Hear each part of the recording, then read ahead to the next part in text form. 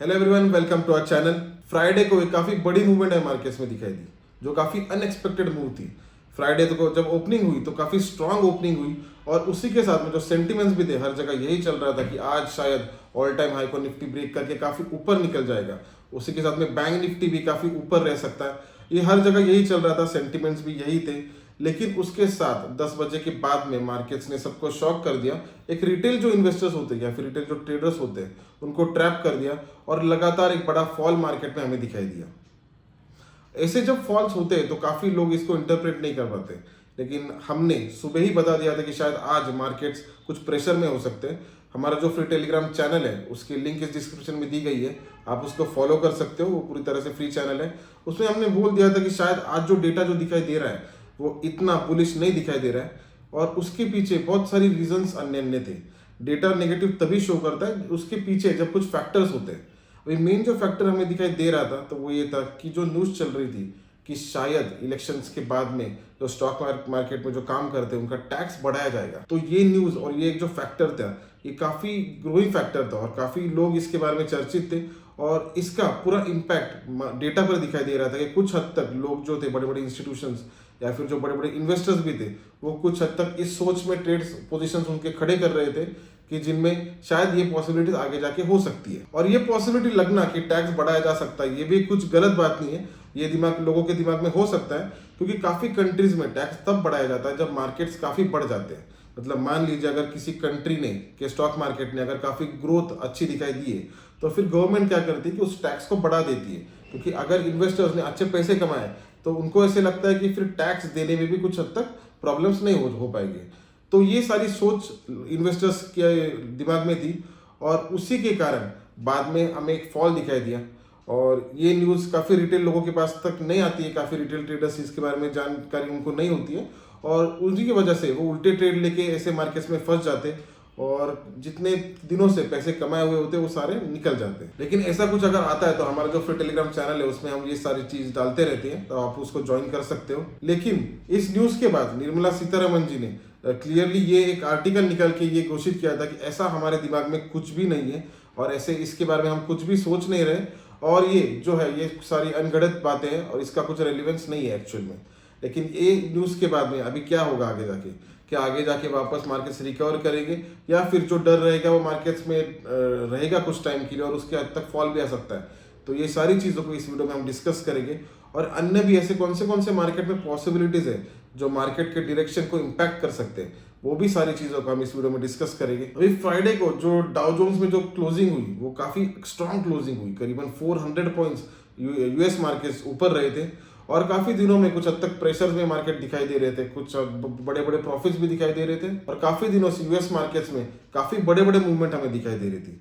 लेकिन इतनी strong movement काफी दिनों के बाद हमें दिखाई दी कि मार्केट्स इतना बुलिश थे जो यूएस मार्केट्स थे। तो ऐसा यूएस मार्केट्स में क्यों हुआ था और उसी की वजह से गिफ्ट निफ्टी भी थी, हमारी गिफ्ट निफ्टी भी करीबन 100 पॉइंट्स ऊपर हमें दिखाई दे रही थी, जो कि शायद मंडे को अभी गैप अप में टर्न हो सकती है।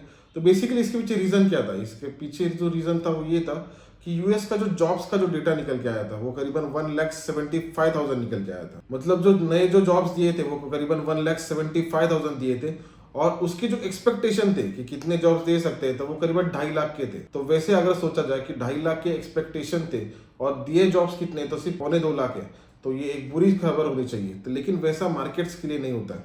सबसे बड़ा जो फैक्टर जो यूएस मार्केट्स में चल रहा है वो ये चल रहा है कि इंटरेस्ट रेट्स को कट करना है। इंटरेस्ट रेट्स अगर कट होते हैं तो इक्विटीज के लिए या फिर स्टॉक मार्केट के लिए वो काफ़ी अच्छी खबर मानी जाती है, क्योंकि इंटरेस्ट रेट अगर कम हो गए तो कंपनी ज़्यादा लोन्स उठाते हैं, कंपनी लोन उठाने के बाद एक्सपांशन करते हैं, एक्सपांशन करेंगे तो प्रॉफिट ज़्यादा बनाएंगे, प्रॉफिट बढ़ाएंगे तो इक्विटीज़ बढ़ेगी और उससे अच्छा लोगों को ग्रोथ भी मिलेगी।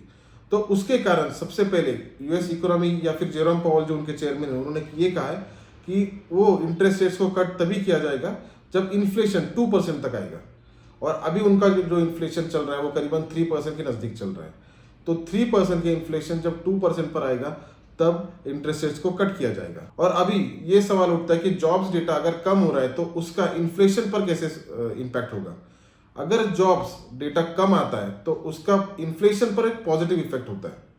उसका रीज़न ये होता है कि जितने ज़्यादा जॉब्स दिए जाएंगे उतने ज़्यादा इनकम बढ़ेगी, उतने ज़्यादा इनकम बढ़ेगी उतने ज़्यादा एक्सपेंसेस बढ़ेंगे, उतने ज़्यादा खर्चे लोग करेंगे। अगर लोग ज़्यादा खर्चा करेंगे तो ऑटोमेटिकली इन्फ्लेशन और प्राइसेस ज़्यादा हाई होंगे। तो उसके कारण अगर जॉब्स डेटा वीक आता है तो ये डिनोट करता है कि आगे जाके शायद इन्फ्लेशन कम हो सकता है। और उसी वजह से यूएस मार्केट्स ने एक काफ़ी अच्छा और एक पॉजिटिव स्टार्ट हमें दिखाई दी। अभी यूएस मार्केट्स की ये सोच है कि करीबन नेक्स्ट टू नेक्स्ट वीक जब इन्फ्लेशन का डेटा निकल के आने वाला है तो उसमें हमें क्लियर कट हो जाएगा कि ये जो सारी चीज़ें हैं इसका इन्फ्लेशन पर कैसे इम्पैक्ट हो रहा है। इन्फ्लेशन अगर कम हुआ होगा तो फिर वो एक काफ़ी पॉजिटिव न्यूज़ यूएस मार्केट्स के हिसाब से मानी जाएगी और उसी का इम्पैक्ट इंडियन मार्केट्स पर भी काफ़ी तरह से हो सकता है। और उसी के साथ में अगर इन्फ्लेशन बढ़ता है तो उसको एक नेगेटिवली लिया जाएगा। और ये सारे फैक्टर्स को देखते हुए हमें ये देखना है कि आने वाले टाइम के लिए, आने वाले वीक के लिए निफ्टी और बैंक निफ्टी में कौन से मूव्स पॉसिबल है। अभी निफ्टी के लिए अगर क्रूशियल लेवल अगर देखा जाए तो ये काफी क्रूशियल लेवल हमें दिखाई दे रही है जो कि है 22,609। मुझे ऐसे लगता है अगर जब तक इसको ऊपर तक ब्रेक नहीं कर सकती तब तक मुझे नहीं लगता कि पूरी तरह से निफ्टी बुलिश हो चुकी है, क्योंकि ये काफी रेजिस्टेंस हमें दिखाई दे रहा है। अगर यहाँ से निफ्टी अगर इसको ब्रेक भी करती है और हम अगर बुलिश ट्रेड लेते हैं तो और अगर इसको टच करके इमीडिएटली अगर नीचे आती है तो हमें बहुत ज़्यादा उसमें प्रॉफिट्स भी नहीं होंगे और रिस्क भी ज़्यादा हो जाएगी। तो इसकी वजह से मुझे ऐसे लगता है कि 22,600 जब तक ब्रेक नहीं होती तब तक मैं इसमें एक बुलिश ट्रेड नहीं देखूंगा। और अगर निफ्टी इस लेवल को ब्रेक करती है जो कि 22,350 है तो मुझे ऐसे लगता है कि फिर नया हमें इसमें डाउनवर्ड डायरेक्शन में कुछ हद तक नए लेवल्स हम इसमें देख सकते हैं। तो इस केस में 1 आवर टाइम फ्रेम पे अगर हम देखेंगे तो जबकि 22,580 ये जो लेवल है ये अगर ब्रेक होती है 22,600 के ऊपर अगर निकलती है तो 22,580 ये मेरा स्टॉप लॉस रहेगा। और मेरा फर्स्ट टारगेट जो रहेगा करीबन इस लेवल तक रहेगा जो कि है 22,720। और सेकंड टारगेट जो रहेगा वो करीबन 22,800 ये मेरा सेकंड टारगेट रहेगा। लेकिन ये मैं बुलिश ट्रेड तभी लूंगा जब अगर 22,580 के ऊपर अगर निफ्टी निकल जाती है और 22,580 के अगर ऊपर सस्टेन करती है तभी मैं इसमें एक बुलिश ट्रेंड लूंगा। और फिर मेरे टारगेट 22,800 तब तक मेरे मेन टारगेट रहेगा। और तब तक उसके पहले 22,720 यहाँ पर मैं कुछ क्वांटिटी 50% क्वांटिटी को स्क्वायर ऑफ कर दूंगा और बाकी की क्वांटिटी में 22,800 तक उसको होल्ड करूंगा। सिमिलरली अगर कल का बॉटम जो था, जो फ्राइडे का जो बॉटम था, वो अगर ब्रेक होता है डाउनवर्ड साइड में तो मुझे ऐसे लगता है कि और नए न्यू लेवल्स निकल के आ सकते हैं और शायद इसमें फॉल कुछ ज्यादा और हद तक बढ़ सकता है। सो अगर इस लेवल के नीचे अगर मार्केट्स निकलते हैं तो मेरा जो स्टॉप लॉस रहेगा वो करीबन 22,350 ये मेरा स्टॉप लॉस रहेगा, जो यही लेवल रहेगी। क्योंकि मुझे ऐसे लगता है कि ये काफी स्ट्रांग लेवल है और ये अगर टूट जाती है, क्योंकि इसने भी जो फ्राइडे को भी जो सपोर्ट लिया था वो इसी वजह से लिया था, क्योंकि पहले भी अगर देखा जाए तो इस लेवल ने एज अ स्ट्रॉन्ग सपोर्ट काम किया है। जब भी निफ्टी इस लेवल के ऊपर थी तो इस लेवल पर आने के बाद में उसने स्टॉप लिया है और यहाँ से फिर वापस हमें एक अपर साइड में मूवमेंट हमें दिखाई दी है। लेकिन ऐसे केसेस में अगर ये ब्रेक होती है, जैसे कि पिछली बार भी यहाँ पर ब्रेक हुई थी, ये लेवल ब्रेक हो गई थी, तो उसके बाद में फिर हमें कुछ हद तक काफ़ी बड़े उसमें यहाँ तक फॉल हमें दिखाई दिए थे। तो सिमिलरली इस केस में भी अगर 22,350 ये अगर ब्रेक होता है तो मेरा जो फर्स्ट टारगेट रहेगा वो डायरेक्टली इस लेवल तक रहेगा जो कि 22,100 ये मेरा फर्स्ट टारगेट रहेगा। और सेकंड टारगेट मेरा 21,900 इस लेवल तक रहेगा। लेकिन ये ट्रेड्स तभी मेरे लिए ओपन हो गए जब 22,350 के नीचे निफ्टी अगर सस्टेन करती है तो, और बुलिश ट्रेड मेरे तभी रहेगा जब 22,650 इस लेवल के ऊपर अगर निफ्टी सस्टेन करती है तो ये दोनों लेवल्स अगर ऊपर साइड में इस लेवल को या फिर डाउनवर्ड साइड में इस लेवल, ये अगर लेवल्स ब्रेक होते तो मुझे ऐसे लगता है कि इसमें फिर एक बड़ी एक्शन या फिर बड़े मूव्स एक तो अपर साइड में आ सकती है या फिर डाउनवर्ड साइड में भी इसमें आ सकती है। और इसी सेम तरीके से अगर बैंक निफ्टी में देखा जाए, तो बैंक निफ्टी ने करीबन 48,873 पर क्लोज दिया है। और अगर आप इसको ऑब्जर्व करोगे तो ये काफी क्रूशियल लेवल थी जो कि 48,650 ये लेवल थी। अब पिछली बार भी अगर देखा जाए तो बैंक निफ्टी ने यहाँ से 42,650 को टच करके वापस उसमें एक फॉल हमें दिखाई दिया था और इवेंचुअली जब इसको एक स्ट्रांगली इस लेवल को ब्रेक किया तब उसमें एक काफी बुल रन मार्केट में वन साइड रन हमें दिखाई दिया है। तो एग्जैक्टली ये 48,650 ये काफी क्रूशियल लेवल थी और उसी लेवल से यहाँ पर भी उसने सपोर्ट लिया है।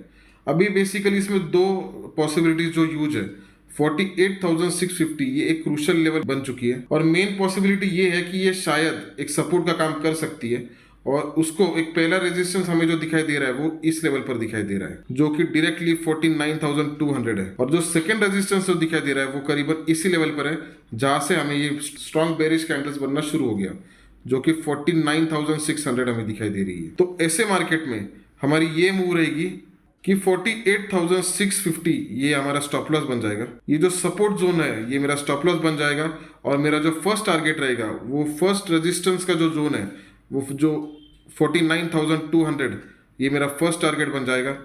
और जो मेरा सेकेंड टारगेट है वो ये लेवल बन जाएगी, जो कि 49,600 ये लेवल रहेगी। क्योंकि इसमें भी अगर देखा जाए तो इसी लेवल के बाद में एक सेलिंग मार्केट में दिखाई दी बैंक निफ्टी में।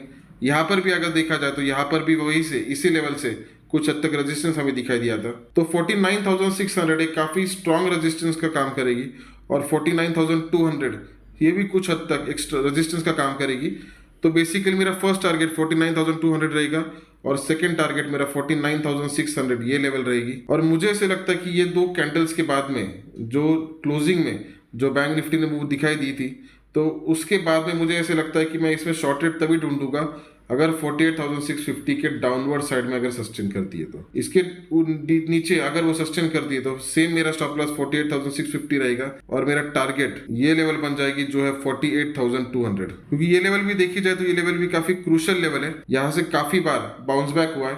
ये भी जो बड़ी जो रैली आई थी वो तभी आई थी, इस लेवल के बाद में ही आई थी जो 48,200 की लेवल थी।